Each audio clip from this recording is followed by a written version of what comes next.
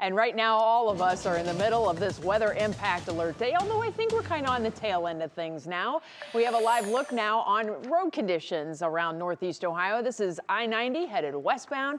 I spy with my little eye a little bit of slush in that center part of that lane, and that's probably where we start to get some more complicating factors, as there are a few small slowdowns around northern Ohio right now. Betsy, I see that as well. Tonight we have team coverage. Annabelle Childers is live with a report on the road conditions at this hour. Deep freeze is coming. Lindsey Buckingham is live with the increase in house fires this time of year. Ladies, please stand by. We'll be with you in just a moment. But first, we're going to toss it over to Jessica Van Meter with the latest on the snow that's around the area now. Yeah, we do still have some snow lingering, and thankfully it's not as abundant as it was yesterday, or a couple days ago rather, when it kind of came in just in time for that evening commute. So traffic is not nearly as bad as it was a couple days ago, or as bad as it could be. We still have some of your typical slowdowns around the downtown area. A couple accidents. One was on 271 northbound. That looks like it's been cleared, so things are starting to improve there. Good news. We also had a couple of accidents down near the Akron area. Just one of those lingering on 77 northbound, just south of Akron there. So still use a lot of caution as you head out. As we saw, there's still some slush on the roadways. Definitely not a perfect commute, but better than it could be. You can see with the loop here, a lot of that snow is really starting to taper off as we get into the evening, which is good news because we are losing the daylight. Our sunset time is in just about 20 minutes or so, and then we could see those conditions getting a little dicier on the roadways as we lose that help from the sunlight.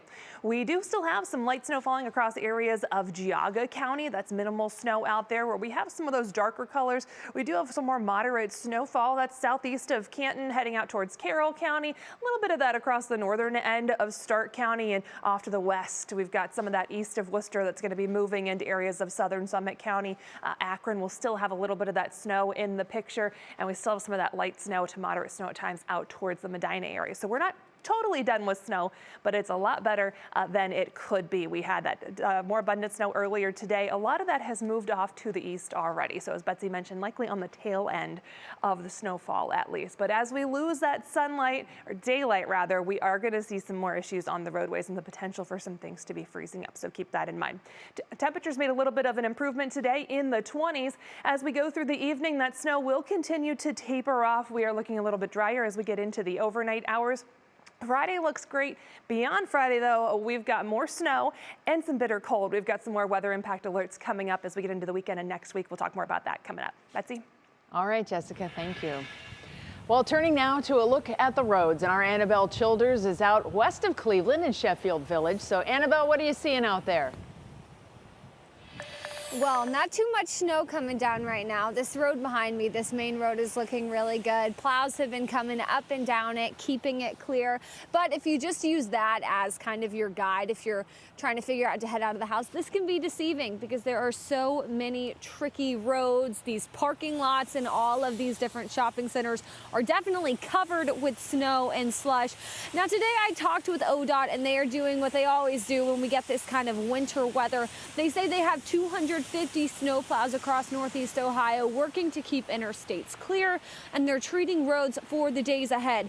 They say this upcoming week is a bit different than what we've seen so far this winter season, and that's really because of those single-digit temperatures we're expected to get in early next week. Anytime we put salt or beet heat down, it's going to make something thaw and make it into liquid form. So we're going to be primarily concerned with making sure that we keep the roads treated, making sure nothing refreezes, making sure there's no trouble spots anywhere. And if we do get some precipitation, please, again, just give yourself some more extra time. Now, ODOT says their standard goal is to get interstates up and running wet 2 hours after the end of a storm. And they say they meet that goal about 98% of the time. So that's pretty good there. And we caught up today with two people traveling through Northeast Ohio today. And at 6, we're going to share a little bit of what they've experienced as they have had to navigate all this as out-of-towners. All right, Annabelle, I got to ask you a question because after 2 years of very below average snow, I'm sure a lot of these communities are like, we don't need to stock up on a whole lot of salt. So are there any salt shortages that we're hearing about yet? Yes, from the city of Stowe, they just sent out a press release to all of the news outlets today, giving us a heads up that they are running low on their salt. They say other communities are as well. And because of that, they're having to prioritize which roads to treat. And so they're not going to be treating those residential roads for this winter snowstorm. Wow, okay, definitely something for folks to know. Annabelle Childers out in Sheffield Village for us tonight. Thank you.